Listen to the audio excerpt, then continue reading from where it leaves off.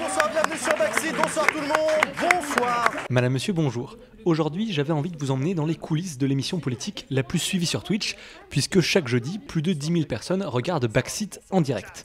C'est animé par Jean Massier et ses 3 chroniqueurs qui évoquent l'actualité du moment et reçoivent un invité politique de premier plan pour débattre avec lui. Christiane Taubira, Christophe Castaner, Anne Hidalgo, Philippe Poutou, Yannick Jadot.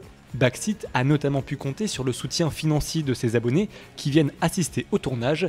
J'ai donc voulu aller découvrir ce plateau qui n'a rien à envier à ceux de certaines chaînes de télévision.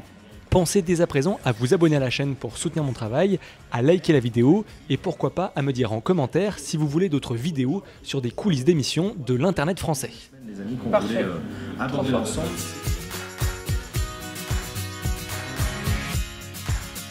Backseat, c'était le rêve un peu fou de Jean Massier. Cet ancien collaborateur politique est notamment passé par le cabinet de Marisol Touraine et il a aussi travaillé avec l'équipe d'Anne Hidalgo. J'ai commencé il y a 10 ans, j'ai fait votre campagne en 2014 Ouais. et après je suis parti, ça fait un bout de temps maintenant, mais je suis parti vers Vogue et l'heure. Donc voilà, petit disclaimer, ça ne change absolument rien au reste Non, de l'interview. c'est clair. En 2015, Jean a lancé la chaîne Acropolis pour vulgariser la politique en commentant et en décryptant en direct les séances parlementaires. N'attendez jamais d'un ministre qui prenne un micro et qui dise écoutez, on a fait n'importe quoi. Oh, on a chié dans la colle, mais du début à la fin, vraiment. Mais une fois par semaine, il devient aussi le chef d'orchestre de Backseat, cette émission qu'il a pu créer après 7 ans sur Twitch et sur YouTube. L'enjeu, ça a été la construction d'une communauté, la construction d'une crédibilité aussi, pour recevoir des candidats, pour travailler avec des équipes professionnelles et tout. Et donc le passage, il s'est fait parce qu'à un moment, j'ai estimé que mon public était mature, que moi j'étais prêt, que j'avais de l'expérience en animation, en interview, et que je me suis dit que c'était peut-être le moment de se lancer dans le grand bain et de faire les choses en grand. Limite le logo, remets-le en 1 direct. T'es sûr? Ouais, je suis sûr parce que de toute manière la K3 je vais pas l'envoyer, tu vois. Parfait. Merci très cher. C'est ok. Il y a une dizaine de personnes qui bossent sur l'émission. Et pour gérer l'aspect technique, Jean travaille depuis un petit moment maintenant avec la boîte de production AltTab qui est spécialisée dans les lives sur Twitch et notamment dans le gaming. Backseat se veut ambitieux tant sur le fond que sur la forme, mais tout ça, ça a un coût. Et grâce à un financement participatif, 100 000 € ont été récoltés pour pouvoir mettre en place cette émission hebdomadaire. Et les donateurs sont invités à assister à l'émission. Passez une bonne émission, profitez bien, n'hésitez pas à y aller sur les applaudissements, et puis profitez bien et après on boit un coup. À toutes? À toutes. 5 minutes, ok. Il y a des joueurs de jeux vidéo qui ont un modèle économique parce qu'ils font des partenariats avec des éditeurs de jeux. Il y a des chaînes de télévision qui ont un modèle économique parce qu'ils ont des pages de publicité. Moi, je fais de l'information parlementaire pour les jeunes. Il n'y a jamais eu de modèle économique pour ça. Donc d'entrée de jeu, on s'est posé la question de comment on finance ce merdier. Et le plus extraordinaire, c'est qu'on a fait le choix de faire confiance en partie à la communauté pour financer. Et la communauté a répondu présent. Et pour moi, c'était ça le plus dingue. Moi, j'étais mort de trouille quand on a lancé Backseat. J'en ai pas dormi pendant des semaines parce que je m'apprêtais à dire aux gens, j'ai besoin de 100 000 €. À des gens à qui j'ai jamais demandé d'argent pour un truc pareil. Et en fait, les gens, ils ont répondu présent, ils ont donné 100 000 €. Et ça, c'était ouf quand tu te rends compte qu'en fait, ce que tu proposes au public a du sens pour eux. Et donc ce jour-là, j'ai compris que le public répondrait présent et que maintenant, il allait falloir trouver d'autres sources de financement pour boucler le budget, quoi. Ce rapport sensible au chat, c'est un truc qui me réjouit, mais c'est aussi un truc qui m'oblige. C'est parce qu'ils ont confiance en moi que j'ai pas le droit de les décevoir. Donc je me dois de leur offrir des belles émissions et que du coup je passe du temps à préparer des émissions de haute qualité parce qu'ils le méritent en fait, ils y ont droit. C'est pas de la mansuétude de ma part que de leur offrir des émissions, c'est le droit qu'ils ont à recevoir et à voir de belles émissions qui leur parlent et qui parlent à leur intelligence. Voilà.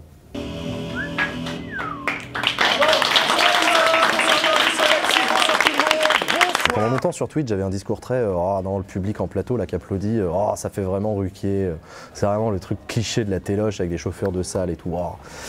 Et finalement, on l'a quand même fait. Et je me suis dit que je verrais bien ce que ça donne et on verra. Au début, je me souviens, on hésitait, on verra peut-être pas toutes les émissions, mais machin. Et finalement, en fait, dès la première émission, j'ai trouvé ça trop bien.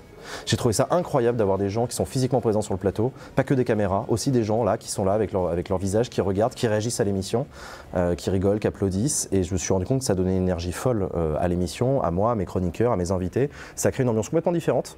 Sur le plateau, Jean a vu les choses en grand, avec le décor et tout le matériel, mais il s'est aussi accompagné de 3 chroniqueurs avec la volonté d'équilibrer et de varier les points de vue et les opinions politiques. On a Léa et Usul qui penchent clairement à gauche, et on a Sacha qui, elle, défend plutôt des idées identifiées à droite. L'idée, c'est de s'adresser au plus grand nombre et de leur montrer qu'il y a plusieurs propositions politiques. Je pense que les miennes ne sont pas du tout extrêmes, donc elles sont extrêmement OK à affirmer sur un plateau, et j'ai aucun problème avec ça.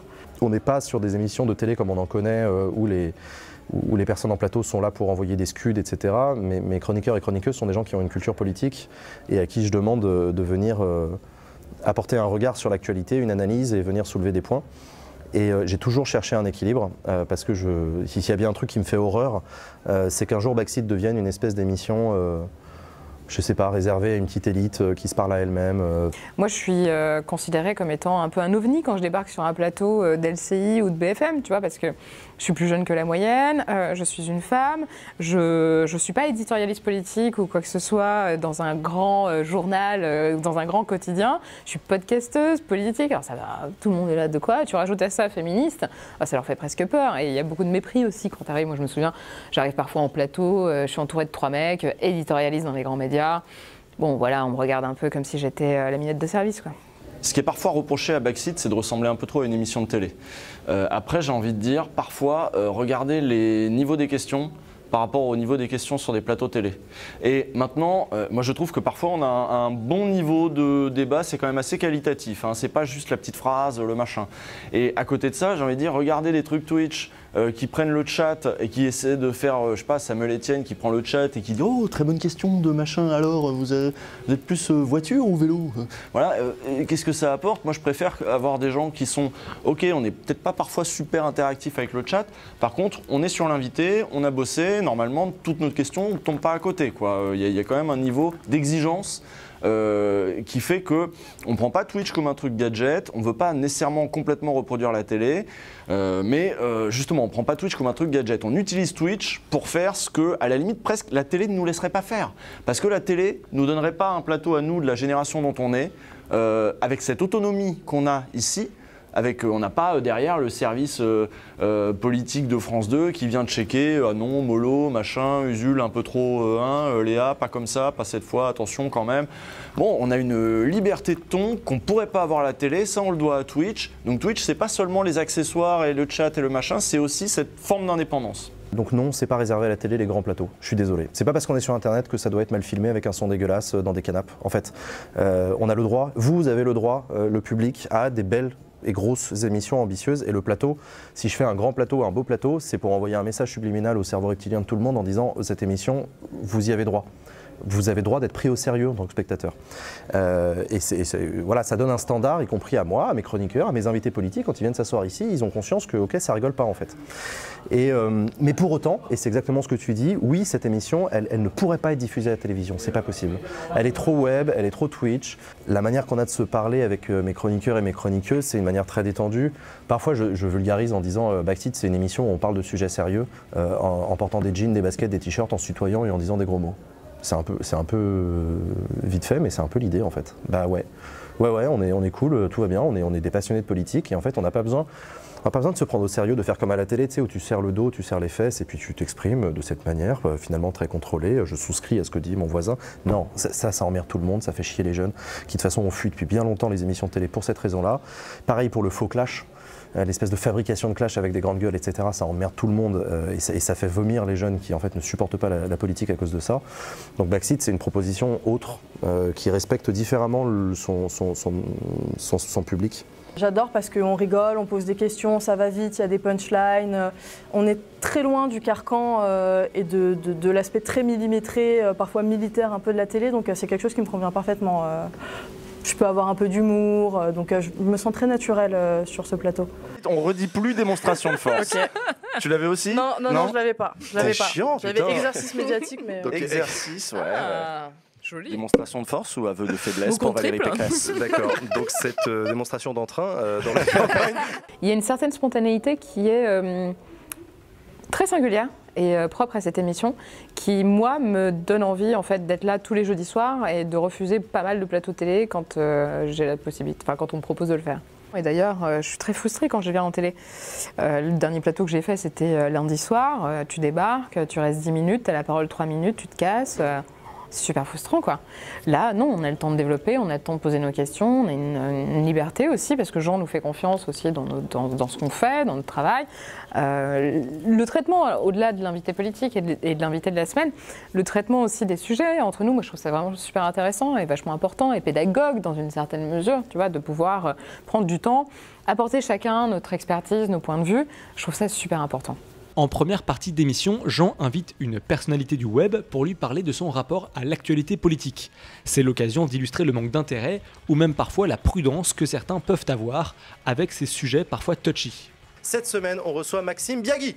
J'en fais des émissions et tout sur le stream. C'est la première fois où j'avais ce truc un peu de pression. Ah ouais? Ouais, un peu quand même, parce que... T'as rien à dire sur le rapport de la Cour des comptes? Si, justement, Si, j'avais trop de choses à dire, j'étais en régie, je me disais, c'est vraiment dommage que je sois pas là, quoi. Encore une fois, moi, ça me dérange pas d'en parler. C'est juste que j'ai l'impression que ça va faire chier tout le monde, quoi. Genre, les gens attendent pas mon avis sur la crise économique, tu vois. Genre, c'est surtout ça, moi, qui me dérangeait, c'était de dire, oh, je vais faire chier tout le monde, tu vois. Mais sinon, moi, d'en parler, ça me plaît. J'en parle en privé et tout. C'est juste que, voilà, entre le faire en privé et après sur un plateau, c'est différent.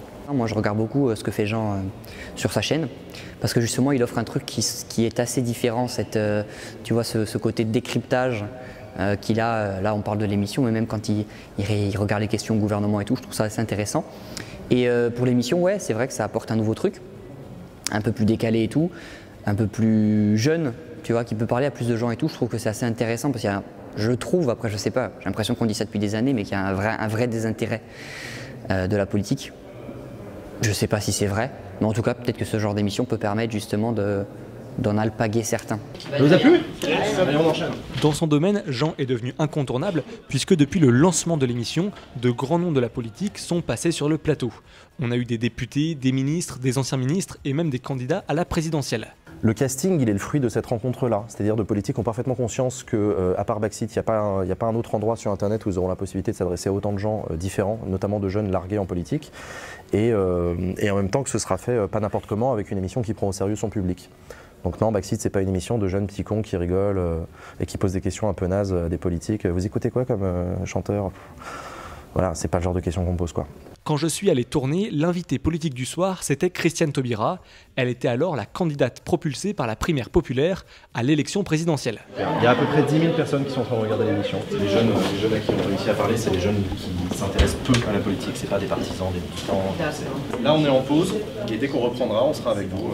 Bonsoir Christiane Taubira. Bonsoir monsieur. Merci d'avoir accepté notre invitation. Comment allez-vous? On peut penser que les politiques viennent parfois ici sans vraiment savoir où ils mettent les pieds, mais ils apprennent vite à prendre l'émission au sérieux. Pardon, mais nous, vu de l'extérieur, on a vraiment l'impression que l'État ne tient pas sa police. Il y a des personnalités politiques qui, en sortant de plateau, m'ont dit les questions que vous posez sont autrement plus sérieuses que les questions qu'on m'a posées ce matin dans la matinale de telle radio. Vous m'avez pas posé la question sur la polémique Twitter à la con du jour. Vous m'avez pas fait réagir à la petite phrase de machin, parce qu'effectivement, on s'en branle en fait. Nous, c'est l'écume de la politique, ça nous a jamais intéressé. Donc c'est vrai que les politiques, ouais, il y en a qui sont impressionnés. Mais encore une fois, moi, ça m'intéresse pas beaucoup l'opinion des politiques sur mon émission. Il y a des gens, tu sais, qui me demandent est-ce qu'ils aiment bien les politiques, tes émissions. Et en fait, ma réponse est toujours la même. J'en ai rien à foutre. Je suis pas là pour que les politiques aiment bien mes émissions. Moi, ce qui compte, c'est le public. Donc un politique, il peut bien aimer mon émission, il peut en sortir fâché, il peut en sortir pas content, etc. J'en ai rien à branler. Tant que le public est content, moi j'ai réussi mon pari. Je suis pas au service de mes invités, hein, jamais. Il n'y a pas de feuille de route en fait pour l'instant. Alors ça c'est une jolie propagande qui a l'air de prendre. Alors moi je vais vous répondre mon point de vue. Et c'est vrai que là, par exemple, Christiane Taubira, c'était extrêmement cool. Et même Philippe Poutou, la semaine dernière, c'était très très cool parce que ça part en grande discussion. Il y a des sujets qu'on ne peut pas aborder, qu'on n'a pas le temps d'aborder, donc c'est parfois un peu frustrant. Mais je pense que quand les politiques veulent bien jouer le jeu, ça peut être super intéressant. Est-ce que vous n'avez pas le sentiment que la gauche, et vous notamment, répétez des erreurs ?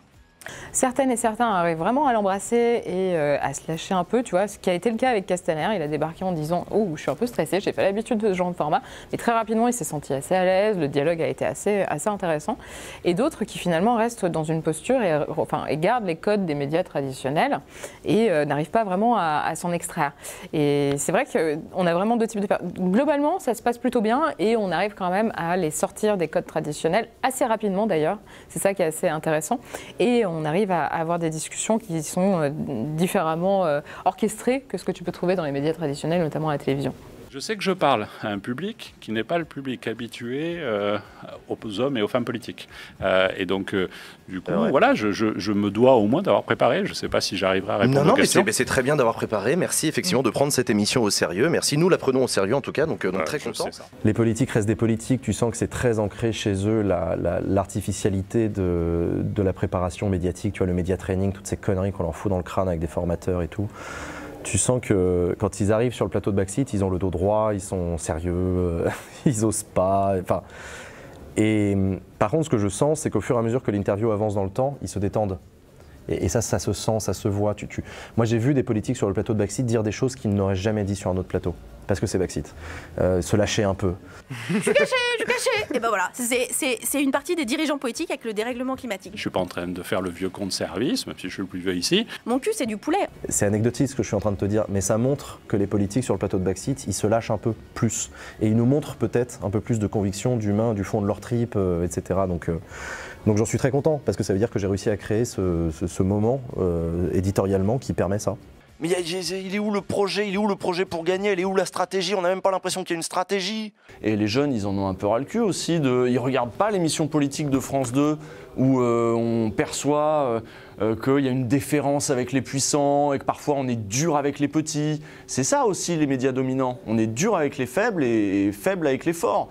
Ici, on essaie de faire en sorte que ce soit un peu l'inverse. C'est pas facile parce que je vous jure que c'est pas facile d'être fort avec les forts. C'est l'exercice le plus dur. Parce qu'ils imposent un rapport de force direct en arrivant avec leur costard, avec leur machin. Moi, j'ai pas fait énormément d'interviews politiques dans ma vie. Ça fait quoi, moins d'1 an que je fais cet exercice. Je l'avais jamais fait avant, ou presque. J'avais fait un petit peu des petits trucs sur Twitch vite fait, quoi. Mais c'est impressionnant de se retrouver face à Christiane Taubira juste là, qui, mine de rien, te regarde, toi, dans les yeux, essaie de te sourire de temps en temps se ferme complètement, machin. Et puis, c'est Christiane Taubira, c'est pas, voilà, ministre de la Justice, enfin, ancienne ministre de la Justice, une femme impressionnante. Bon, c'est dur de garder cet aplomb qu'on peut avoir ailleurs et de le garder en face de la personne. Je sais que j'ai pas toujours été brillant dans cet exercice-là. Ça s'apprend. Tout s'apprend, mais par contre on ne recopie pas ce que font les gens à la télé. Je veux toujours garder en tête l'idée qu'on peut aussi bousculer des gens plus établis, des gens qu'on serait censé respecter davantage. Et on a vu ici des gens ressortir en ayant eu l'impression de s'être trop fait bousculer. Bah tant mieux parce que c'était des gens en position de pouvoir. Merci pour la qualité des questions. On va faire une très courte pause et on se retrouve juste après pour la conclusion de cette émission. Merci Christiane.